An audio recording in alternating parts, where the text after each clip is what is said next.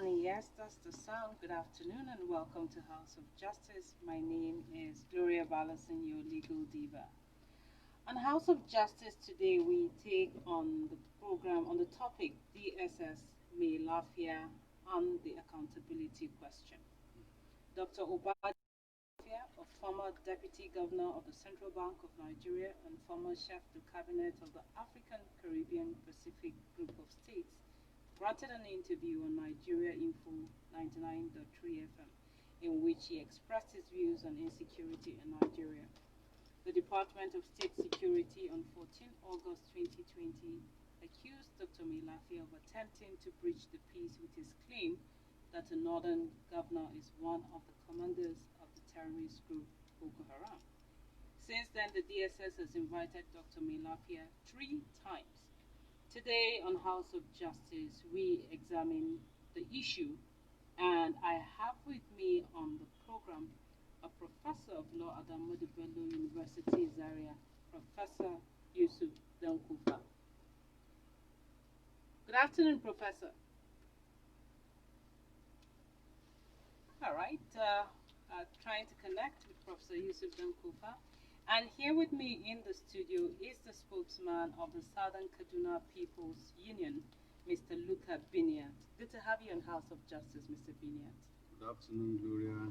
It's a pleasure being to your beautiful, nice, cute studio in Kaduna here. Thank you for the endorsement. All right, we're glad that we can have you. We thought that it was important to have this discussion, especially against the backdrop of the press release of the SUKAPU on the issue of the invitation of Dr. Mailafia. But first, we take on the issue, the fundamental issue of insecurity in Nigeria. What's your assessment of the level of security in Nigeria? The problem of insecurity in Nigeria has left everyone vulnerable. Even the people that think they are secured, the reasons are not secured because you may be secured using state apparatus. What of your own relations? What of your own community that you left behind? So it will look like Nigeria is on auto drive. It is only God that secures. Policemen are being kidnapped, are being robbed, soldiers are being kidnapped. We heard recently about the unfortunate kidnapping of a DSS officer in Katsina. Ransom had to be paid on him, and even at that, he was still murdered. So the state of insecurity in Nigeria is so perverse and bad, and every day it seems to be getting worse. Never had it this bad in the history of this world.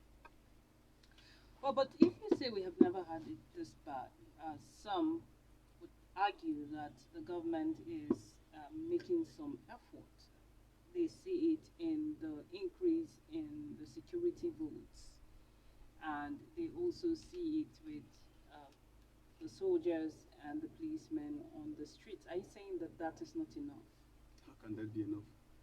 With the increase of soldiers and the police and all that, has anything really changed? After so many years of, Bragadefu, if you like, is the Boko Haram problem still not on and getting worse? In southern Kaduna, where I come from, we have right now 109 communities that have been captured and occupied by militias. Fulani herdsmen. So what has changed? Every day people are kidnapped. The kidnappers are getting more and more daring. They will come to a suburb, raid a community for hours, and cut people away into the bushes. And people will pay ransom, and that will repeat itself. In our villages, people can't go to farm. It's so bad. It's terrible. Nothing has changed. So the DSS are saddled with the task of providing intelligence of any insecurity that would perhaps come against the people. And we have seen that the DSS invited Dr. Mailafia, and there were 3 times that he was invited. Could this be part of their effort at entrenching security? No, that cannot be. That is part of their intimidation. That is part of their harassment. That is the part of arm twisting of people who are out to give out information and alarm Nigeria about the very, very failing nature of Nigeria. Mailafia merely came out and he was, if you like, magnanimous to reveal his findings. And he warned that this country is on the verge of civil war, except if this and that is done. Because according to him, these are the sources of information that he has discovered. We expect the SSS to take that as a cue and go after these sources and find out the authenticity or not of his claims, not to harass him and drag him about like a common criminal. That is just to intimidate him and to also scare away people who may have similar information. So in the end, it's not doing the country any good because people at that level who may be having contact with very serious intelligence sources cannot come out anymore because they do not want to be dragged into the kind of embarrassment that Dr. Mailafia has been going through. So in other words, they are actually destroying, you know, credible people that could even help them with getting info if they are really interested. Because it will look like they are not even interested in genuine intelligence gathering. If not so, they will treat Dr. Mailafia with the respect that he deserves. Are you saying that the fact that he wasn't treated with respect that destroys whatever findings that the DSS were willing to make? How would you say they are treating him with respect and the way they are inviting him?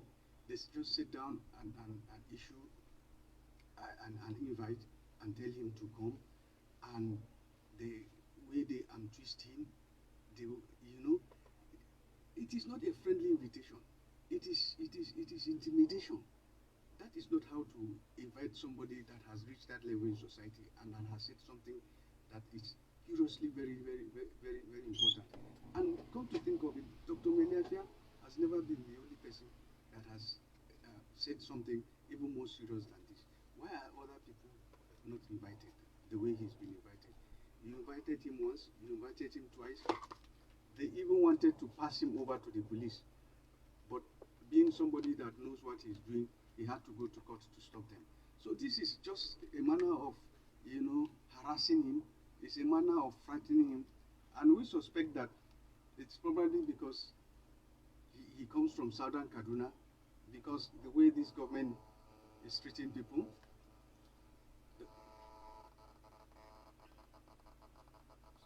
the way this government is treating people. Sorry about that. Yeah, some small interference. The way the government is treating the southern Kaduna people, it will look like southern Kaduna lives don't matter. And Dr. Mailafia, being a bona fide son of southern Kaduna, is being taken for a ride for that same reason. Let's see if we can connect with Professor Donkofa. Hello, Prof. Thank you for joining us, and we are just being joined by Professor Yusuf Dankofa, a professor of law at the Ahmadu Bello University, Zaria. Thank you for joining us, sir. Thank you very much. Yeah. And here in the studio, I have Mr. Lukat Biniat, and we had begun the discussion on the DSS, Mailafia, and the accountability question. And the issue of insecurity is a real issue in Nigeria. And we had asked Mr. Binia to do his own assessment of what the security situation is in the country. And perhaps it's important to also get you up on that, sir. How would you rate the security situation in our country? Hello, sir. So how would you rate the security situation in Nigeria?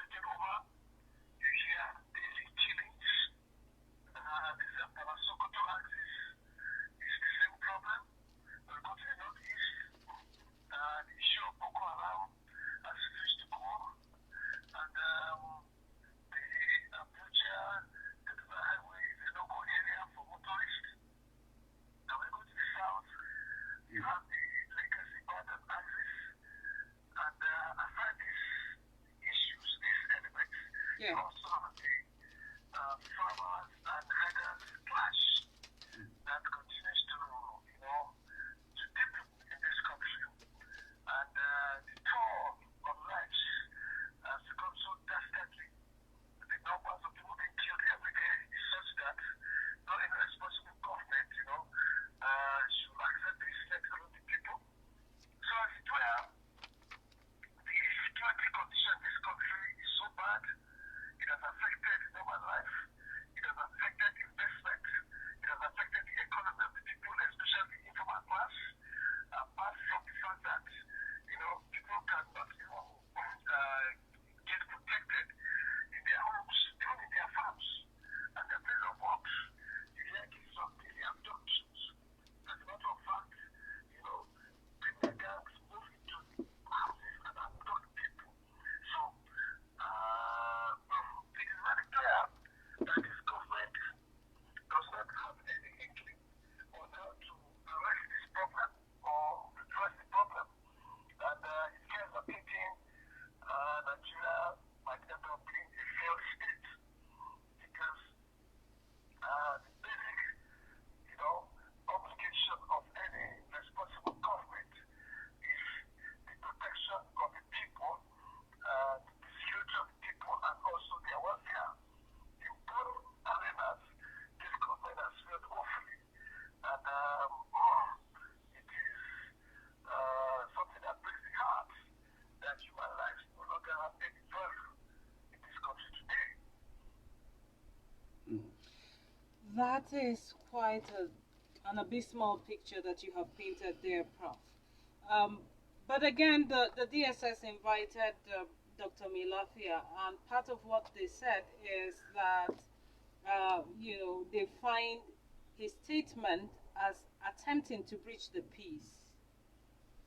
Now, when you compare that with the insecurity situation in the country and the statement of Dr. Mailafia, would you say that the DSS are in line with trying to solve the insecurity situation? I disagree with the position of the DSS that Dr. Mailatia's position or statement is a breach of peace. As a matter of fact, I applaud his courage that he was able to speak truth to the power, in particular, and also Nigerians in general. Because Nigerians are tired of, seeing government pay the hostage. And that has always been the pain of this country.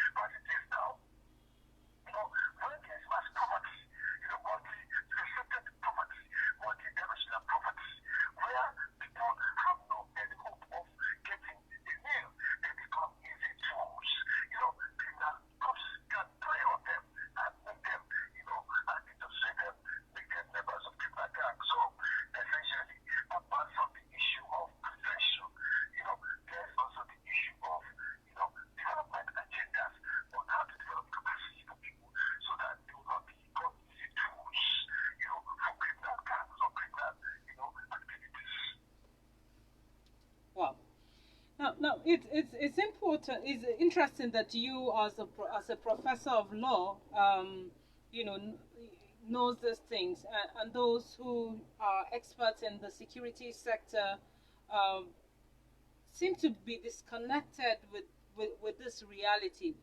Um, is this a case of the members of the public like you not providing the right resources for the security agents to be able to work with for our collective security? That cannot be the correct position. I think the problem is that we need to check our security architecture. Government needs to, spend money on their trainings, on also a lot of tools that will aid their works, motivation. We've had cases where, the rank and file of the military go on strike, argue that they have been denied tools.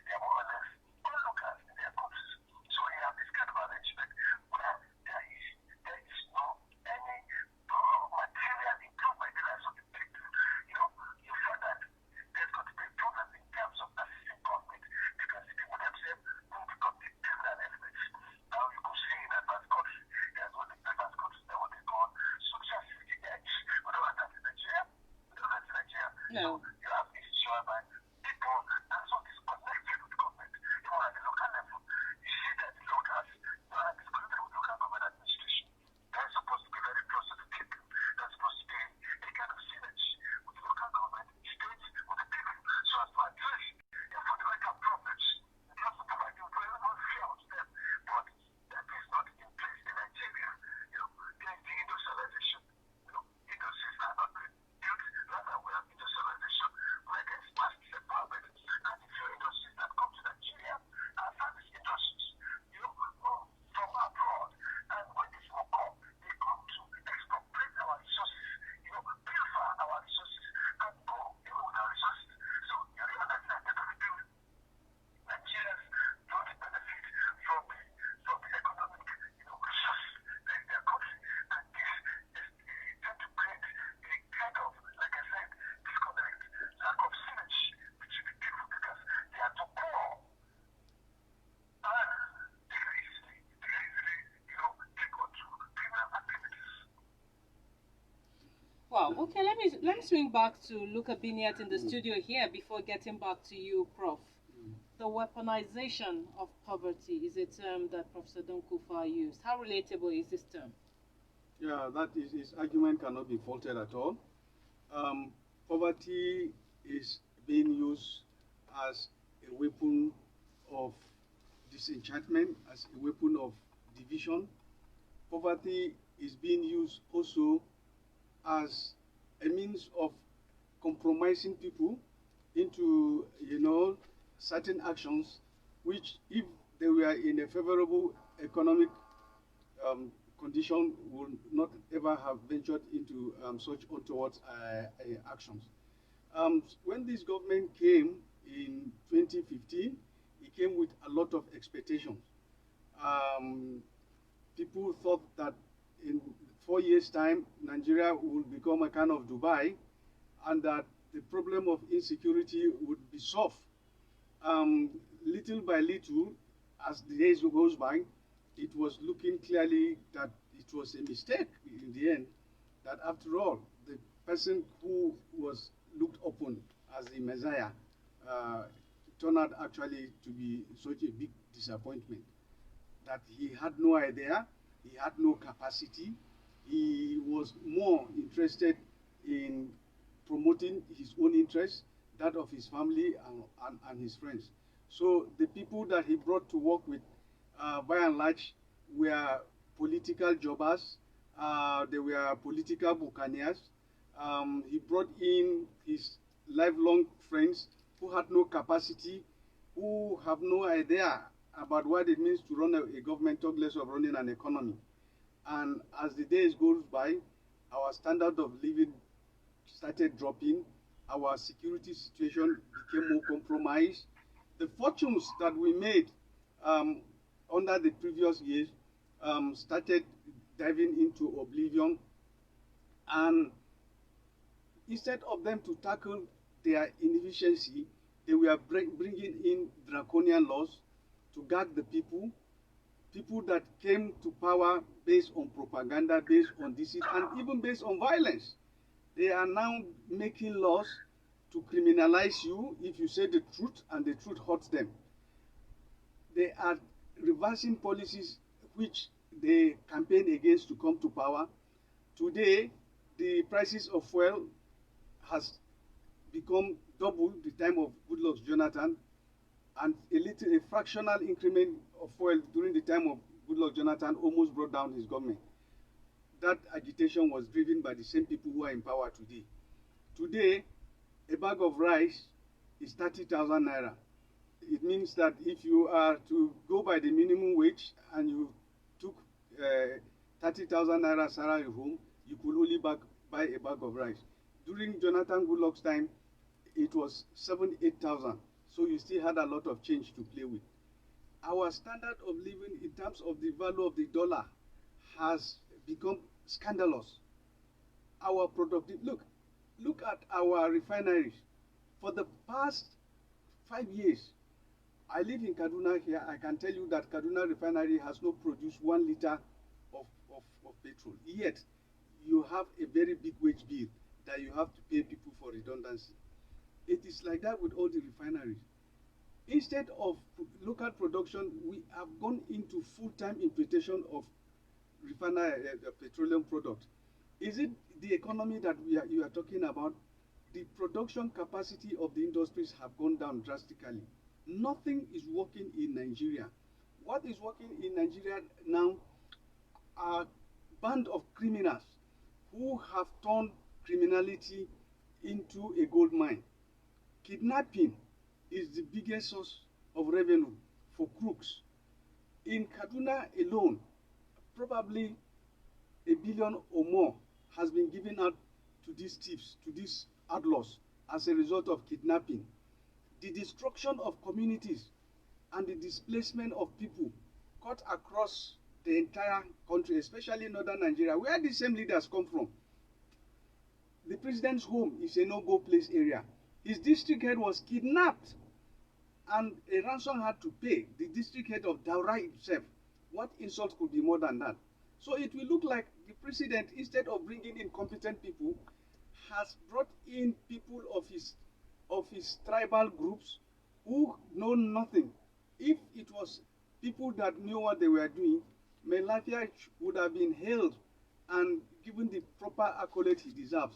But no, you brought in a DG who is your townsman, who is after just seeing that you remain in power, who is not after taking care of the major issues of security and intelligence gathering.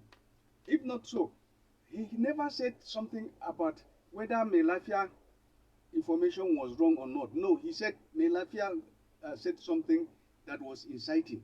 But did he come out and say after their investigation, they discovered that Mailafia told a lie? They never said such a thing.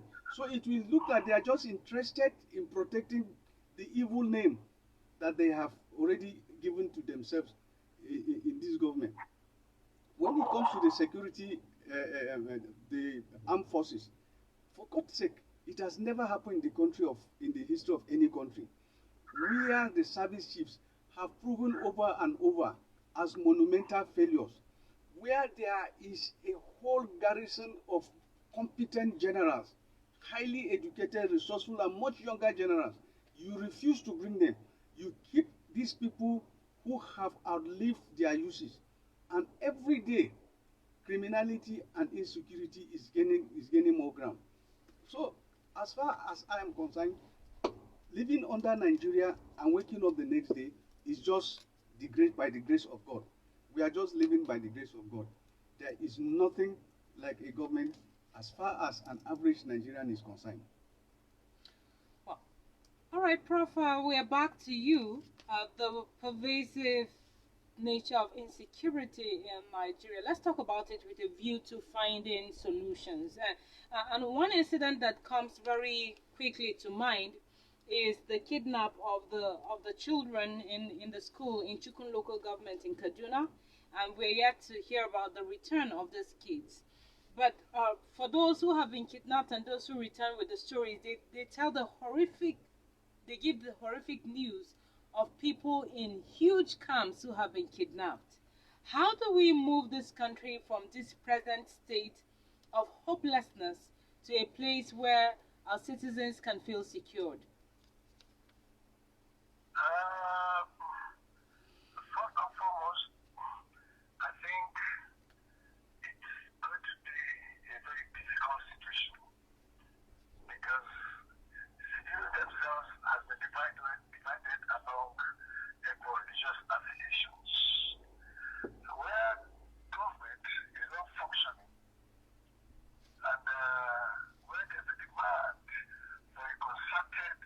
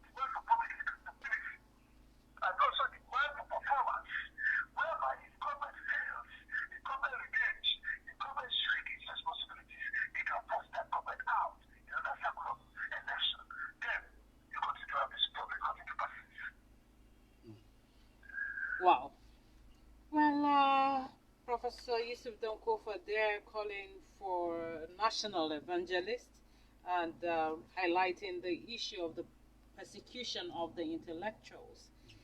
And speaking of recruitment of national evangelists who will cause us to move to that point where we can have a consensus of what the problems in Nigeria are, we throw the lines open at this point for your own views. The numbers to call are is 07032426904. The number again, 07032426904. The program is House of Justice, and we have been discussing the topic DSS, Mailafia, and the accountability question. And I have been speaking with Professor Yusuf Dankofa, a professor of law at Ahmadu Bello University, Zaria, and Mr. Luka Biniat, a journalist and the spokesperson of the Southern Kaduna People's Union. 07032426904. And you can go up to our Twitter handles and to drop your comments there. And you can like us on Facebook, HOJ Radio TV, and on Instagram as well. We will take all your opinions as as we unfold, because this is really about finding solution. So before we get any calls coming, Mr. Biniat, you have listened with rapt attention about at what Professor Yusuf Donkofa has raised. One of the poignant issue that he raised is the persecution of the intellectual class. He said the intellectuals are not even speaking anymore. But it's not just the intellectuals. You had also said that there is the criminalization of free speech. That's right. How do these coalesce to compound the problem or solve the problem of insecurity? That itself constitutes a form of insecurity. If you have the capacity to lend a voice to see that a situation, a bad situation is taken care of, and you are unable to do that out of fear, that in itself is insecurity. So the intellectual class itself has been harassed, has been harangued. We know how many journalists have been put in jail. As I speak to you, you know my experience, you know, for writing what I do against, in view of the insecurity that's been developing our place. So journalists themselves, opinion leaders themselves, people that are vocal, the traditional leadership, if you are too vocal for their liking, they kick you out and banish you. And it's everywhere that whoever makes an attempt to say anything that does not pamper or praise this government, anything that seems to tell the truth to their face, will put you in danger. And you can also see that this is not a government that cares about about competence, that cares about contribution to national growth. If not so, people like Dr. Mailafia, who by every standard is a global citizen, he is one of the most respected political economists, not only in Africa and the world. His service to the United Nations and to other intercontinental blocks is there for everybody to see. But instead of using his service for the betterment of this country, no, he is being chased about as if he is just a common crook, as if he's just a nuisance. Professor Dankofa, that is speaking alongside with me today, is a giant, in the, when it comes to law. But they will never come near him, and of course, he too, as a principal man, I know he will not even want to, parade himself with this caliber of leadership that has. Yeah, but if citizens do not parade themselves with the government, how do we hope to have a change? You only participate in a government that you are sure will take your advice seriously, that will take your skills and put them into use. If not, if you want to join this kind of people, you only go there to look for food to eat. It does not look in any way that this government are interested in people who are highly good in their own fields of endeavor, who are out to contribute their quota, who are great patriots that are ready to sacrifice. No, they are not interested in such people.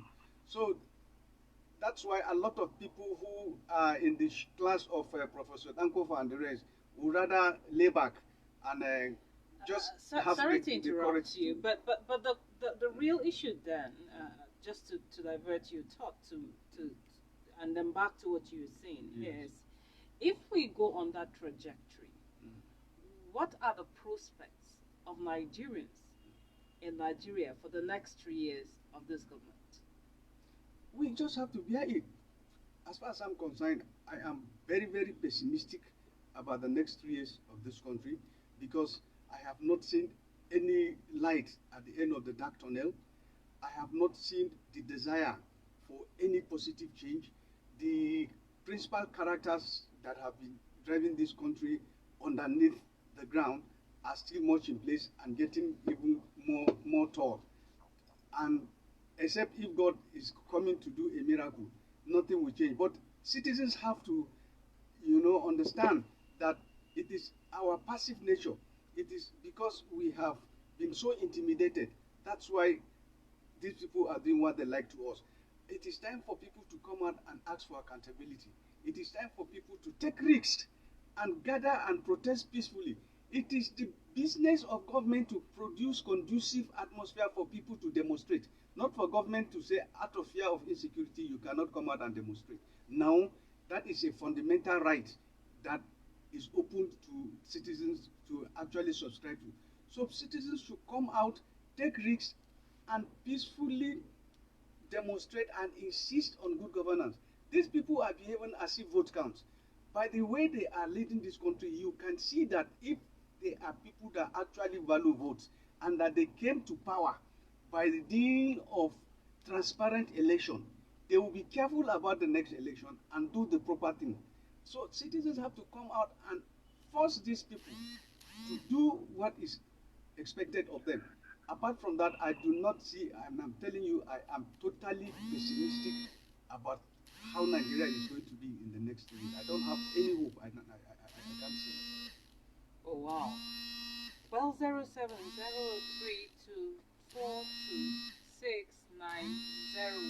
is the number to call. I apologize that we can't take you on 07046231510. We've had a couple of calls coming through there. I'm sorry that we can't take that line, but you can dial 07032426904. And back to you, Professor Donkofa. Are we saying that Nigerians are endangered species in Nigeria, given all of the issues that you and Mr. Biniat have analyzed this evening? Absolutely. The poor Nigerians, if nothing is done to address the deep-seated multidimensional poverty that is ravaging close to 85 or 90% of Nigerians, then there is no country. It's as simple as that. And like Lucas said, I've not seen the political will and also the capacity on the part of government to see that these problems are solved. The economic Marshall Plan is heavy. It's not there on how they intend to bring Nigeria to the roads. As a matter of fact, Nigeria is sliding back into recession. They said so. Immediately, the sluggishness in the global economy has a negative impact. But you see that in serious countries, there are stimulus packages, that are being put in the economy so as to prevent a total collapse. But those are countries that are productive in nature. But here, we are not productive. So, how do we get out of the roots?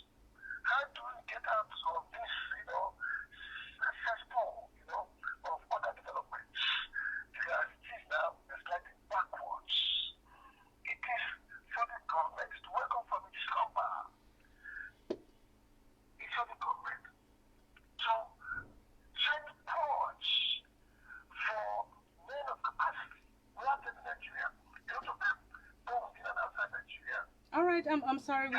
If you could please save that thought, let's take one caller at least so we can feel the pulse of Nigerians. Hello, good afternoon. Thank you, Abubakar from Abuja. I have been listening to the discussions. Interesting. Talking about the security situation in Nigeria today. Yeah. The government has failed woefully.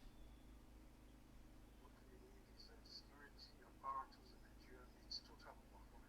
And as far as I am concerned, we have a lame duck president. I'm sorry to say so. And that's what everybody's exploiting. Look at what happened in the NDC. Total overhaul skills it's going to be good in the Mailafia issue.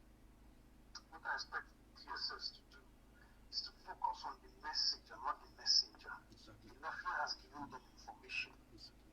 Instead of intimidating him, they should work on what he has told them, look into it and find out if what he has told them. So somebody of Mailafia's caliber cannot just come out and talk. That's right.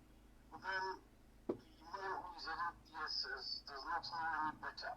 Yeah, if he knew better, he would be intimidating Mailafia. He would work on what Mailafia has told him. He will provide security for Mailafia and work on what he has told him. The prof online said the youths are ready tools in the hands of the politicians now. They use them to do all sorts. That is because there is nothing for them to do. The government should revive our industries. We have textiles in Kaduna, Ajaokuta is there in Lokoja, and some other industries. If these industries are revived and employment is provided for the youths, they will not be, they don't allow themselves to be used by politicians, they're not going to banditry, etc. Time back, the government was giving 10,000 naira trader money. They recovered somebody's losing a chance to now, and they were giving people that 10,000 naira. That was before the election. Giving people 10,000 naira, as far as I am concerned, is like giving them fish. What I expected government to do was to use that money to revive some of these industries and give people jobs. What kind of fish would that be? Crayfish or tilapia? What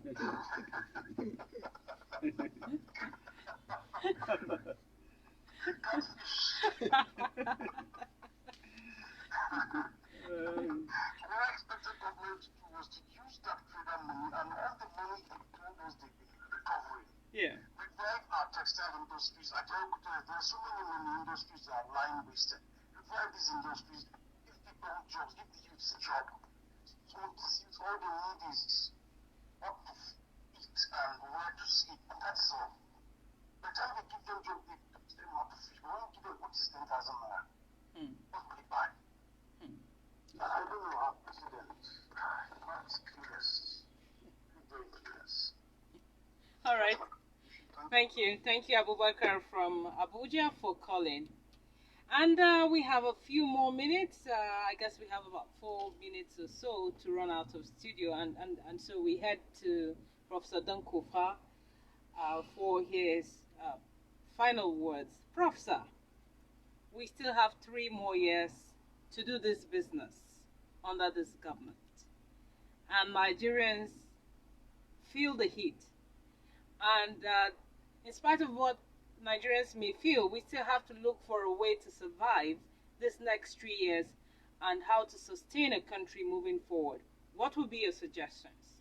My suggestion is, first and foremost, the people should try and form community protection groups to seek their own protection. But make sure the situation will continue to the end of the tenure of this administration, because people should not allow themselves to become vulnerable, to bandits that continue to